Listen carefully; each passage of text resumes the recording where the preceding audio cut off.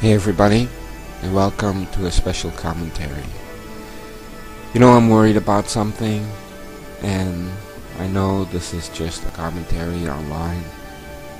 Almost no one hears it. But I have to say it because I see something really vicious happening in the future.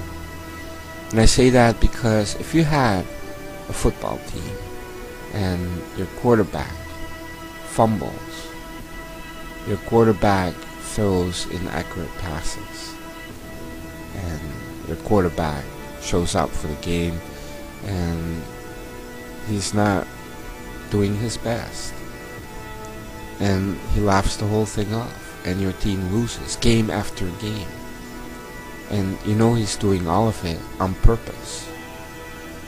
Would you like that guy? Or would you hate his fucking guts? Now, I know that in the military, you know, there's a guy there and he's lazy, he's a slacker, he's not doing his best, and he thinks he's at summer camp, and he's holding everybody back, and he's a little asshole.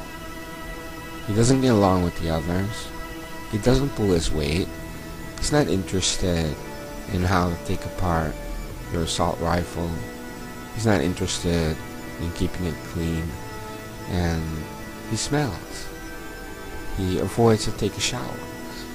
You go marching, he's always the one slower. He's always getting the others in trouble, and I see him there. What are you doing? I don't like you. I don't like you. In fact, I wish I could beat the shit out of you, but I'm not. I'm your officer. But I know that the other guys in the company will take care of him. At night, they will take him to a shower and take a steel brush. They will clean him up, so I don't have to do it. And discipline will be enforced. But it's not my fault that the other guys in the company hate his guts. He brought it onto himself. Barack Obama is the same. He's a slacker. He's not supposed to be there. But instead of endearing the public towards him, and I'm not talking about brainwashed people on the left or minorities who are looking for hope, I'm talking about real Americans. Americans that love their country. Americans that care about national security, about the economy. And you see this guy laughing off economic problems. People are losing their jobs and he's laughing. And you have these pirates and he's hesitating for a week. Why? Because they're black? Because they're Muslim? I don't know. There's no rational explanation. And why is he sending a love letter in a video to Iran? Why is he cozying up to Russia when you know that Russia is moving towards a hateful kind of nationalism? And why is he going out of his way to bow down to an Arab king in the way that he did? Why does he go out of his way to go to Europe and talk shit about the United States? Why should people like him? Why should people not hate his guts? So I see something vicious happening in the future. Now, I don't condone violence, and I'm here to tell you that anyone who hates Barack Obama does not hate the guy because he's black or half white. They hate him because he has an anti-America agenda, because he refuses to prove that he's an American citizen, and he's speaking the language of the enemies of the state. He's appeasing America's worst enemies, and he thinks it's funny. He's laughing at you. He's laughing at me. He's laughing at the whole world. Now why is that? Because he has the power. He has the power. And he believes that when he has this power, that he can do anything he wants. He can change the United States into another country. He can take apart capitalism, he can introduce socialism, he can even build up a civilian force that will be like his Praetorian Guard. And he can make sure that conservative voices on the radio are shut down. He can have Homeland Security label conservative people as being traitorous or dangerous or crazy, capable of assassination, and you will see a crackdown on people who have conservative opinions. So he was almost like a Navy SEAL when they rescued Captain Phillips from those Muslim pirates.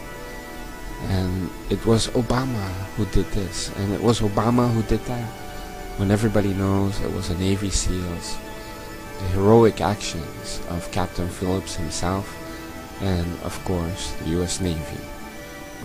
And you have a commander-in-chief who seems to not appreciate the military as much, especially during a time of war. And we all saw that Barack Obama called the Iraq War a dumb war, even in 2002, when so many Americans were fighting so hard. He's there saying it's a dumb war. You have a commander-in-chief now who had been saying that the Iraq War was a dumb war while troops were in the field. Now I can understand you're a troll on a daily cause and you're talking nonsense, but this guy is now commander-in-chief and he's been campaigning as such. First saying the Iraq War is a dumb war, then he's saying the war is lost, then he keeps on insisting that the surge won't work, didn't work, and only when O'Reilly handled this idiot was he forced to admit that, yeah, the surge did work. The fact is that the US military did an amazing job in Iraq. An amazing job in Iraq. Not only did the invasion take just a couple of weeks, they faced a lot of resistance. The surge did work. In fact, the surge by US troops in Iraq will go down as one of the great turnaround stories in modern warfare. And I often think that if George W. Bush was the commander-in-chief in Vietnam, things would have been different, because it's very difficult to find a commander-in-chief, a civilian, a politician who would have that kind of conviction, that kind of strength of character. When all the Democrats in Congress were saying, oh, this war is lost, even conservatives were saying, hey, maybe we're not doing the right thing. Staying the course was a smart thing to do. Getting involved with organizing a surge was a smart thing to do.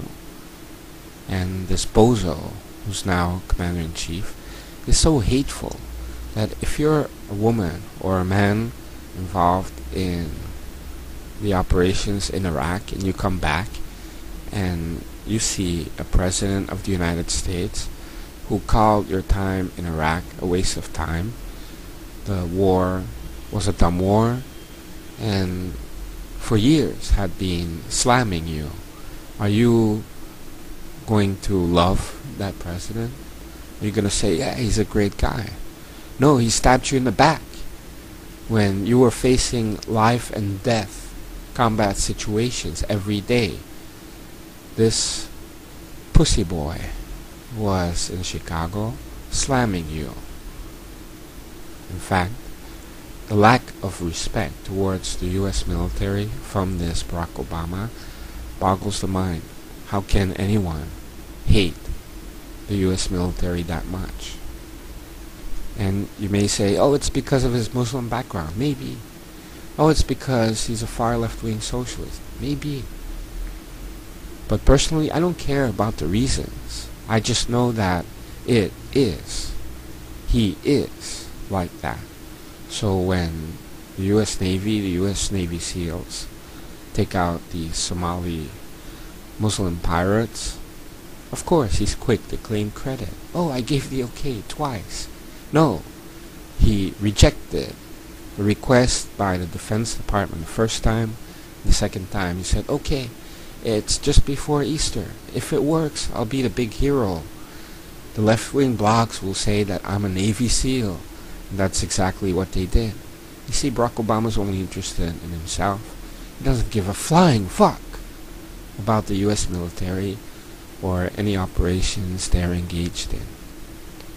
So it all boils down to the common denominator. That is, there is a section of the population in the United States, and they hate the U.S. military. And Barack Obama may be one of them.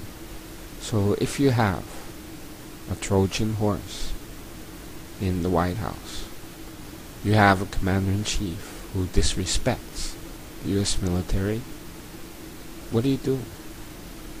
What do you do? Well, I say, do as you do.